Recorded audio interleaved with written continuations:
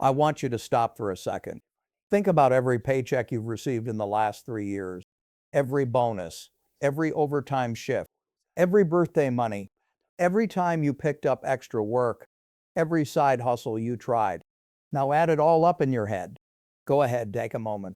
Now ask yourself honestly, where is all of that money? Because statistically, if you're watching this right now, there's a 95% chance the number sitting in your savings account is under $10,000. Maybe it's 3,000. Maybe it's 500. Maybe it's less than that. And the painful part isn't the number itself. The painful part is knowing how much passed through your hands to get to that number. This isn't about blame. This isn't about shame. Because the reason most people never accumulate their first $10,000 has nothing to do with effort and almost nothing to do with income. It has everything to do with something invisible, something that was never explained to you, never taught in school, never talked about at the dinner table growing up. Warren Buffett figured it out at age 11, and every single dollar of his $130 billion flows directly from that one insight he had as a child. In the next 25 minutes, I'm going to walk you through exactly what that insight was. I'm going to show you the specific psychological forces that are working against you every single day. I'm going to explain why most people reset their savings to zero over and over again without ever understanding why. And I'm going to give you the exact framework that the 5%, the people who actually build lasting wealth, use to think about money differently from everyone around them. By the end of this, you won't just feel motivated. You'll understand. And understanding is the only thing that actually creates permanent change. There is a question that almost nobody asks, and it's the most important financial question of your life. Why $10,000? Not $50,000, not $1 million, not some vague idea of financial freedom. Why does $10,000 specifically matter so much that it deserves to be the center of your entire financial focus right now? To answer that, I need to take you back to a concept Warren Buffett returned to again and again throughout his career. He called it escape velocity. He borrowed the term from aerospace engineering, the minimum speed a rocket must reach to break free from Earth's gravitational pull. Below that speed, it doesn't matter how powerful the engine is. Gravity always wins. The rocket burns fuel, rises briefly, and falls back to Earth. He said money operates under the exact same principle. Think about what your financial life looks like below $10,000 in savings. You are living inside a gravitational field. Every unexpected expense. And unexpected expenses are not rare events. They are the default state of adult life. Pulls you back toward zero. Your car needs a repair. Your tooth breaks. You lose a client. Your landlord raises the rent. Your child gets sick. Each of these events, which are simply normal parts of living a human life, has the power to completely reset your financial position when you have no buffer beneath you. And so you work, you earn, you try to save, but every time you make progress, gravity finds a way to pull you back. You're not building anything. You're running in place on a treadmill that occasionally speeds up without warning. But something fundamentally changes when you cross $10,000. At 8% annual return, which is the approximate long-term historical average of the S&P 500, one of the most documented financial facts in investing, $10,000 begins producing $800 per year. That's $67 every single month, generated automatically, without you lifting a finger. That number is not going to make you rich on its own. But what it represents is the beginning of a completely different relationship with money. For the first time in your life, money is working for you rather than the other way around. The machine has started. And once a machine starts running, your job shifts from building it to simply not breaking it. There is another dimension to this that most people completely overlook, and it is arguably more urgent than the investment return itself. Inflation.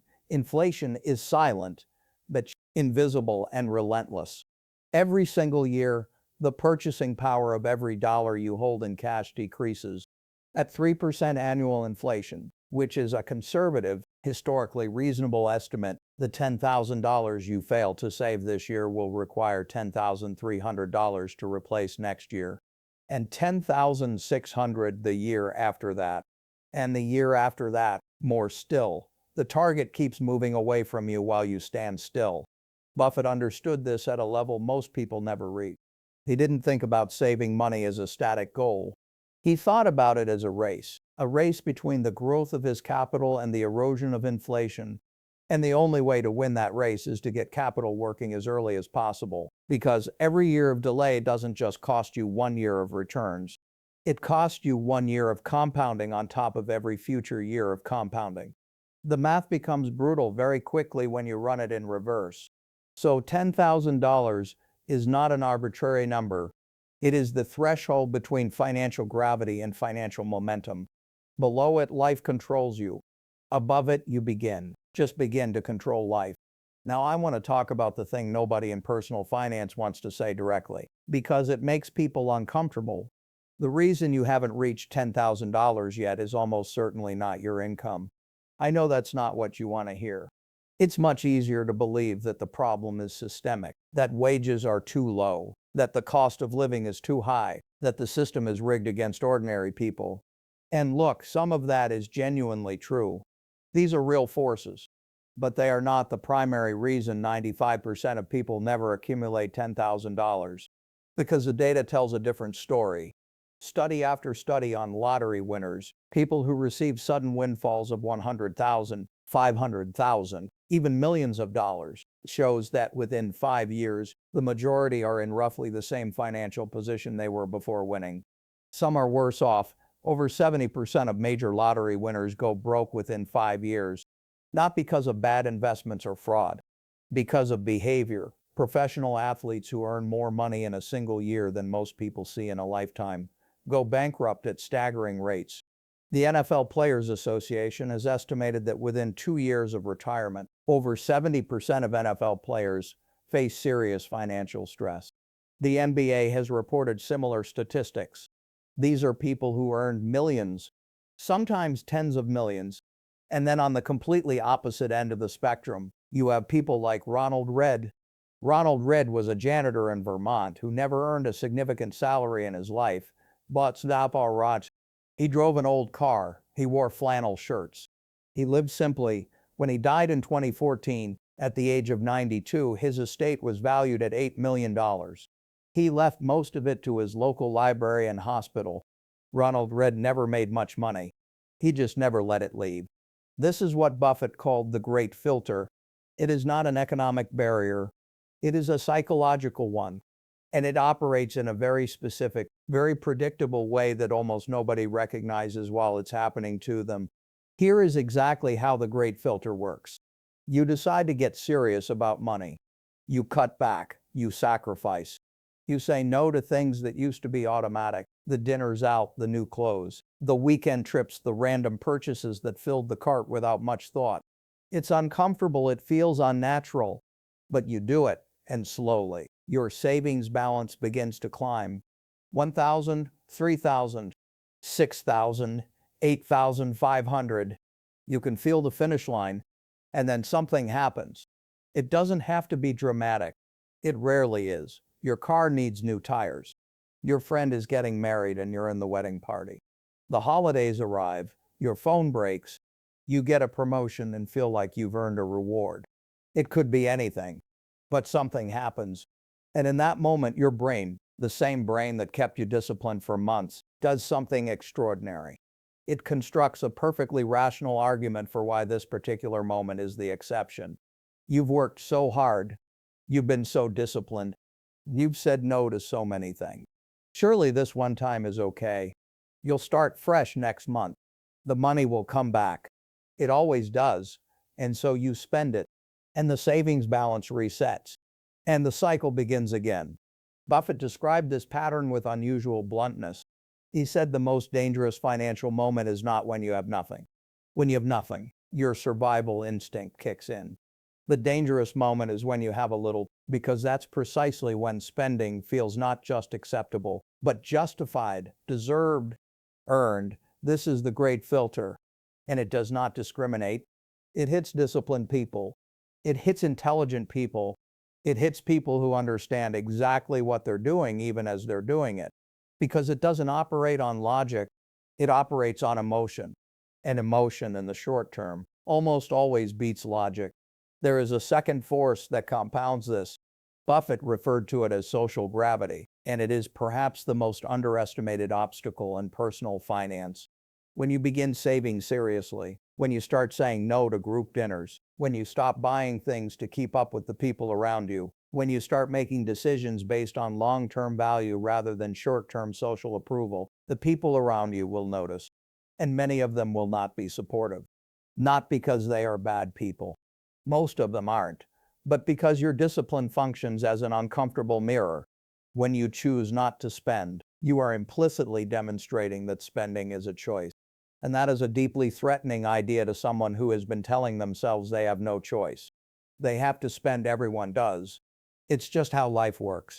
So they push back, they call you cheap. They say you're being too serious. They invoke the idea that life is short and you need to enjoy it. And because these are often people you love, your friends, your family, your partner, their voices carry enormous weight. The social pressure to return to familiar financial patterns is real, powerful, and almost entirely invisible. Understanding these two forces, the great filter and social gravity, is the first step to defeating them. You cannot fight an enemy you cannot see. Let me now tell you what the 5% actually do. Not what they say they do, not what sounds good in theory, what they actually do, consistently over years and decades, that produces results the other 95% never see. The first thing, and this is the foundation of everything else, is that they never rely on motivation to save money. This sounds simple. It is not simple. Almost everyone approaches saving as a willpower problem. They tell themselves they need to be more disciplined, more motivated, more committed. They make promises to themselves at the beginning of every month. They feel genuine resolve. And then life happens, energy depletes, stress accumulates, and the resolve fades. The 5% understand something fundamentally different. They understand that the human brain is not designed for consistent long-term delayed gratification. It is designed for immediate reward and threat response. Fighting that design with willpower is a losing battle. The answer is not to fight human nature. The answer is to work with it by removing the decision entirely. This is the principle Buffett called making the right behavior automatic. The moment a paycheck arrives, not at the end of the month after expenses, not after you've decided how much you have left, but the moment the money lands, a fixed predetermined amount moves automatically to a completely separate savings account. The decision has already been made. There is no moment of weakness to exploit. There is no tired Tuesday evening where you reconsider. The system has already acted. Buffett structured his entire financial life around this principle. He said the best investment decision is the one you only have to make once.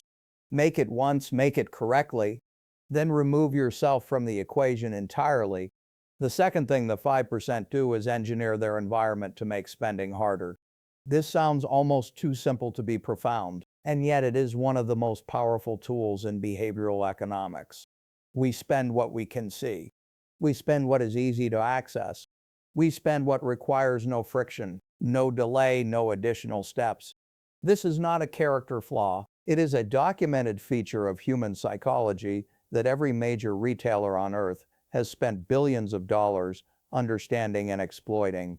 The 5% reverse engineer this. They keep savings at a different bank from their primary checking account, not a different account at the same bank, a different institution entirely, so that accessing those funds requires a transfer that takes 2 to 3 business days. They delete shopping apps from their phones. They remove saved card details from e-commerce sites. They unsubscribe from promotional emails. They do not do these things because they are weak. They do these things because they understand that the environment shapes behavior far more powerfully than intention does. Buffett himself lived this principle in perhaps the most extreme way imaginable. He still lives in the same house in Omaha, Nebraska that he purchased in 1958 for $31,500. He is one of the wealthiest human beings who has ever lived. He could afford anything. He does not want anything, because he long ago made the structural decision to live simply, and that decision became self-reinforcing. Simple living stopped feeling like sacrifice. It started feeling like identity.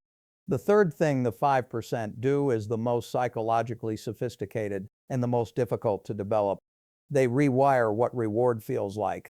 The fundamental problem with the save now, reward later model is that it frames saving as punishment. You deny yourself now so that eventually, at some undefined point in the future, you can have what you want. The brain hates this framing. The brain wants the reward now. The future is abstract. The ice cream is real and it is right in front of you. What the 5% learn to do, and this takes time, it is not instant, is to experience the growth of their savings balance as the reward itself, not as a stepping stone to the reward. As the thing, Buffett talked about this in interviews throughout his life.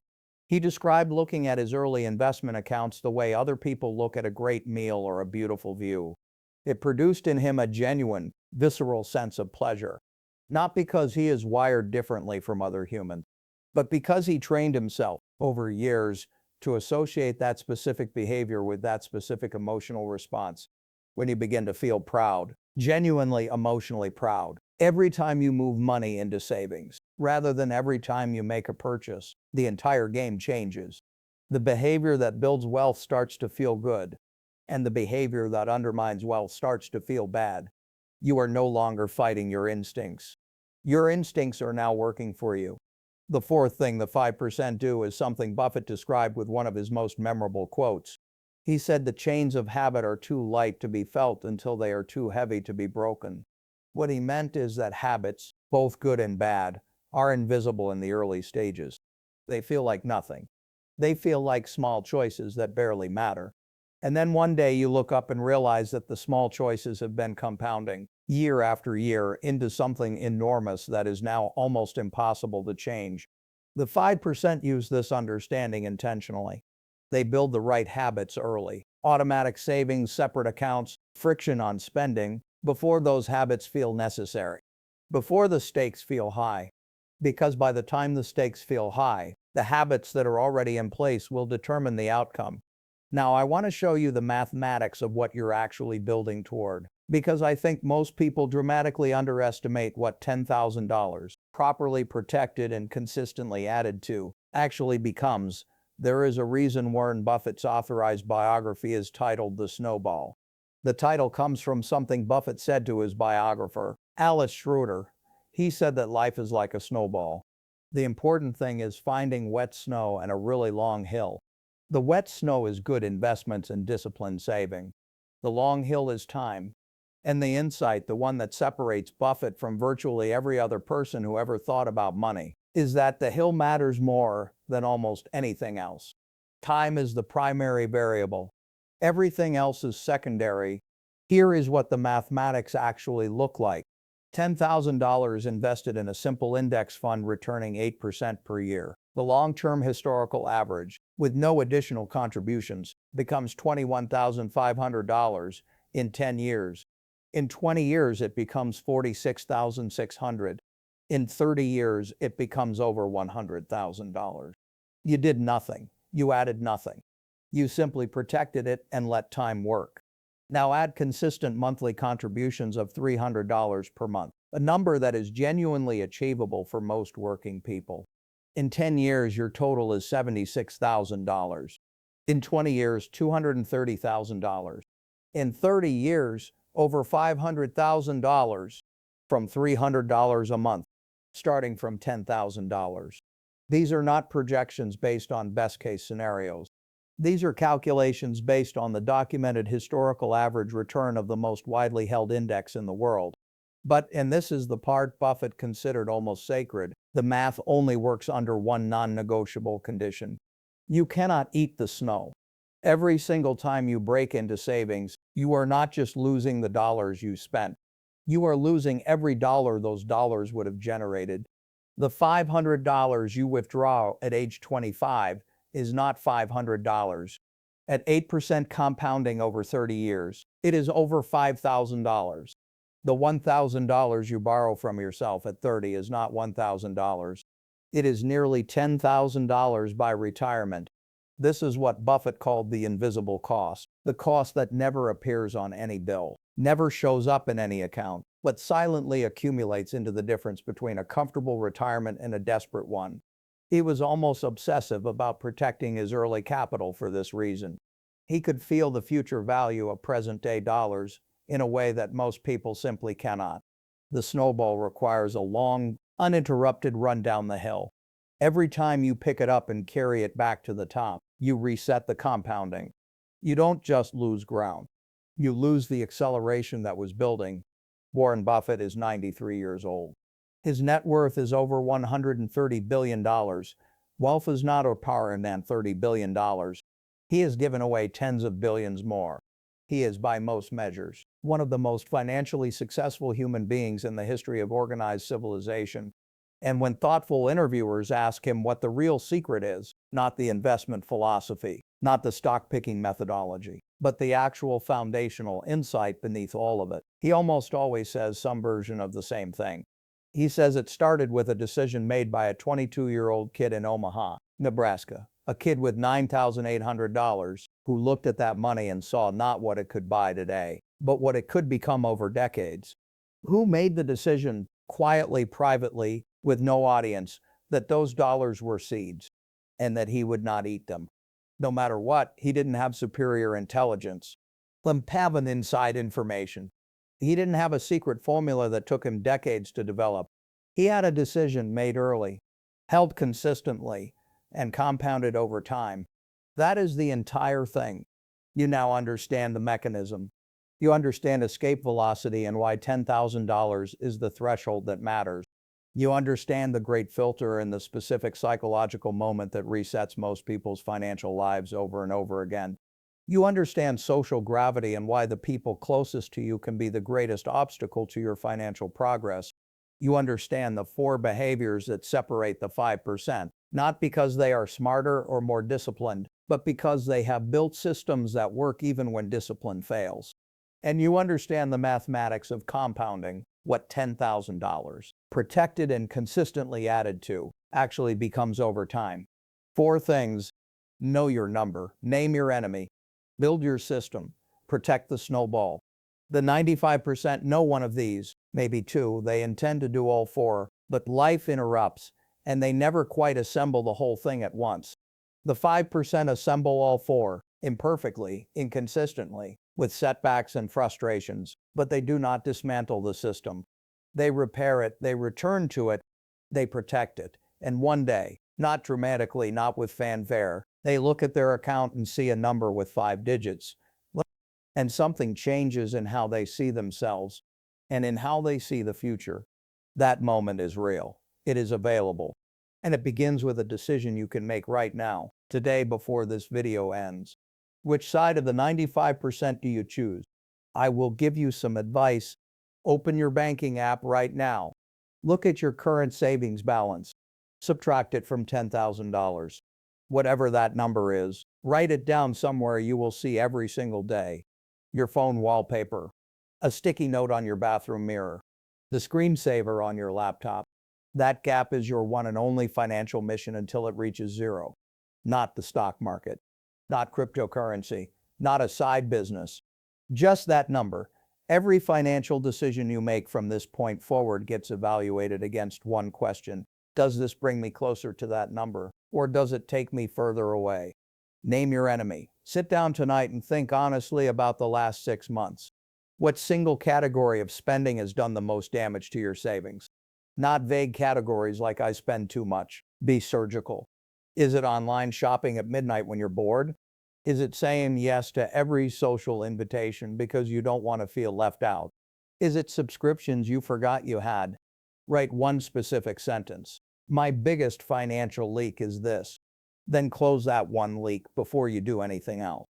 Just that one, because focused elimination beats scattered discipline every single time.